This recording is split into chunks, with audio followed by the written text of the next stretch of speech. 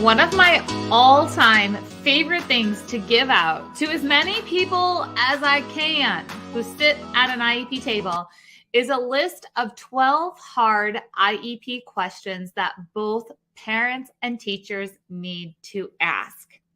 Now, there are 99 things, probably 199 things that need to be covered before, during, and after an IEP meeting. But this conversation that needs to happen before the meeting is so critical. And after doing this for 25 plus years, there's 12 questions that often get left behind.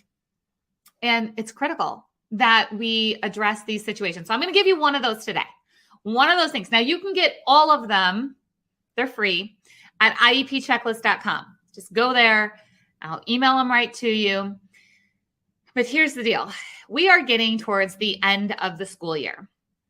And that means there's going to be a lot of decisions that have to do with placement.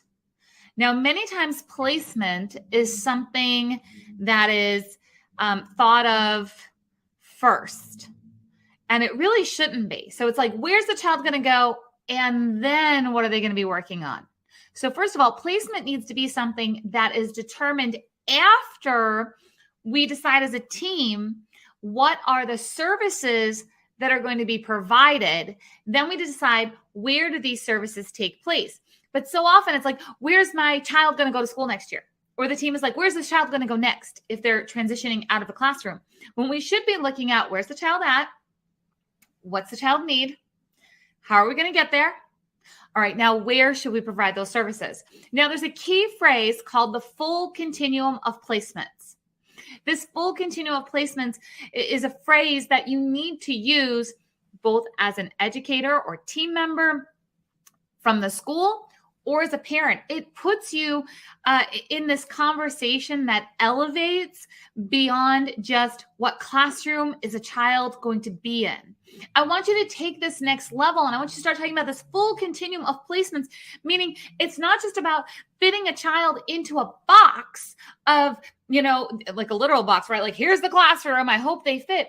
This is about truly deciding what needs to happen in a child's school day from beginning to end, from the time that they step onto campus to the time they leave campus. What needs to happen when we're looking at inclusion opportunities? What type of supports are needed? What needs to happen when it comes to speech therapy, occupational therapy, academic instruction, paraprofessional support, navigating the environment as independently as possible? There's so many things that need to be taken into consideration. And here's what happens a lot of times.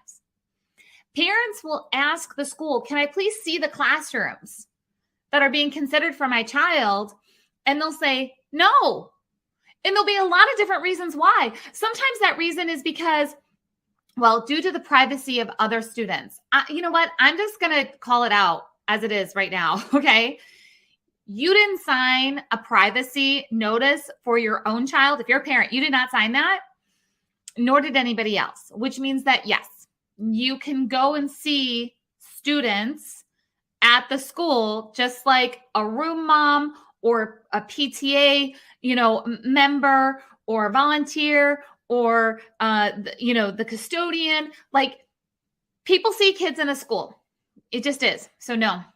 Well, we can't let you shop for a classroom because if we let you shop for a classroom, then we'd have to let everybody shop for a classroom. Well, here's the deal. Parents are supposed to be equal IEP team members, correct? Correct. To make a decision as an equal IEP team member, you need to have equal information. So if some people at the table know what some options are, and some people don't know what the options are, then it's not equal. Although I will tell you, being a former special education teacher, I was in this, experience a lot where my students were leaving my classroom and going to another classroom. I didn't know what the next classroom looked like.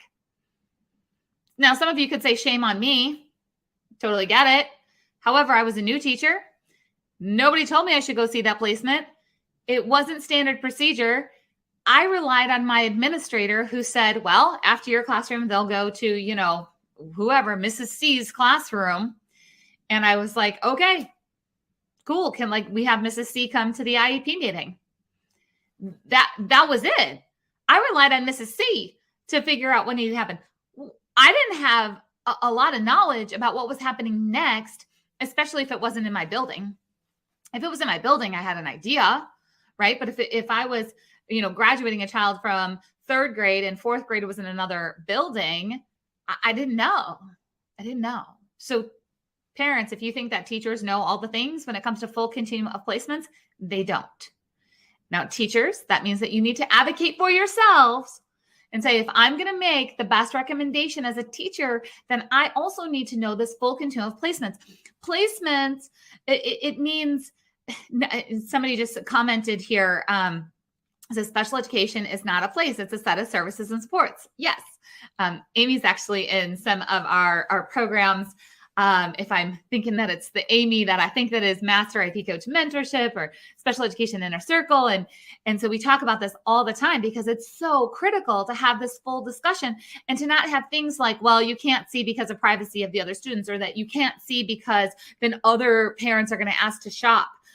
Or that teachers are not seeing because it's not protocol in their building for them to know what's happening in other special education programs. There's so many reasons why this full continuum of placements. Now, full continuum of placements is exactly what it sounds like. It's everything from a residential school that's out of state to general education with no specific supports.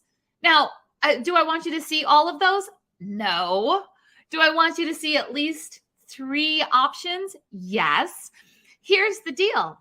You don't know what's right if you don't know what's wrong. So if there's 3 different options on the table, classroom A, B, and C, and maybe in the same school, maybe they're in separate schools, and the team is like, we think classroom B would be fantastic. That's really the only option we have.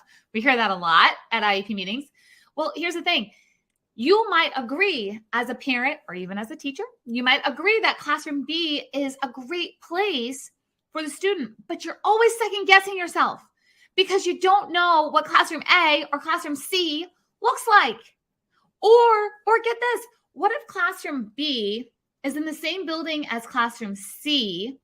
And you're like, yeah, I totally get why classroom B would be awesome, but I think this piece of classroom C, or this, kind of service, or maybe it's a co-teaching class, maybe it's something that's like really cool.